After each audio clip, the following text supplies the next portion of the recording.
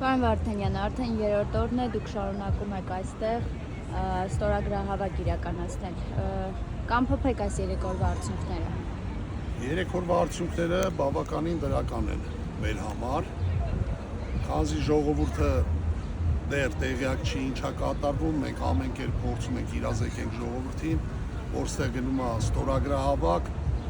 ձեր ձայների պաշտպանության համար։ Իսկ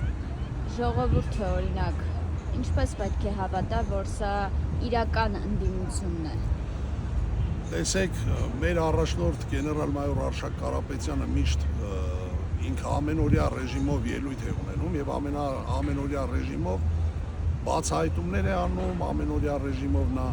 խոսում է իրական ընդդիմության պահելաձևի վարքի վերաբերյալ։ Ըստ ձեզ այսօր մենք ունենք իրական ընդդիմադիրներ, որովհետև նայեք, ժողովուրդը հիմա էլ ասում է, որ ընդդիմադիր ուժերը, ովքեր որ ուզում էին գալ իշխանության, ասում են, եթե մենք չանցնենք շեմը, մենք իշխանափոխություն ենք իրականացնելու։ Այ ինչպես պետք է լինի այդ իշխանափոխությունը։ Տեսեք, համահայկական ճակատ կուսակցությունը իր առաջնորդի հետ, գեներալ-մայոր Արշակ Կարապետյանի հետ միշտ ասում է, ընդդիմությունը իրական ընդդիմությունը փողոցային պայքարով պետք է հեռացնի իշխանությանը, որովհետև ընտրություններով եւս մեկ անգամ եմ ասում, դա իրանց գծած խաղն է։ Այդ խաղը ոչ մեկ չի կարող հաղթի։ Օրինակ տեսեք, այս ընտրությունների արդյունքներում նենց եղավ, որ բոլոր տեղերը եղավ խախտումներ։ Խախտումների ընթացքում ժողովուրդը հիասթափվեց, վերահաշվարկ արեցին։